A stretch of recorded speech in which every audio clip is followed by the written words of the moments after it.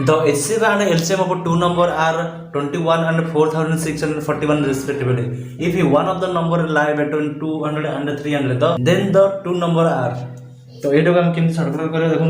সে কইছি যে গসাগু হলা 21 and লসাগু হলা 4641। তো এইটাকে আমি কোন করিবা দেখুন সর্টকট ট্রিক আমি আপনাকে বুঝাউছি। দেখুন আমার এই তিনটা গুণফল যাহা যেটাকে আমি লসাগু एलसीएम टा दे देते 4641।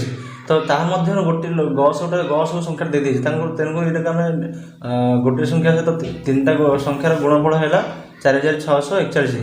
तो यह आम गोटे संख्या या सहित आम हरण कर दूसरी डिवाइड कर दूसरी आम दुईटा संख्यार भैल्यू आम पाई। तो तेणुक प्रथम से सर्टकट ट्रिक कौन ना 4641 आम 21 रे डिवाइड करदे 221 बाहर पड़ा। 221 कौन ना ये दुईटा संख्यार गुणफल। तो ये आम दुईटा को प्राइम नंबर आम करें जोटा कि जार गुणफल हो जाओ 221।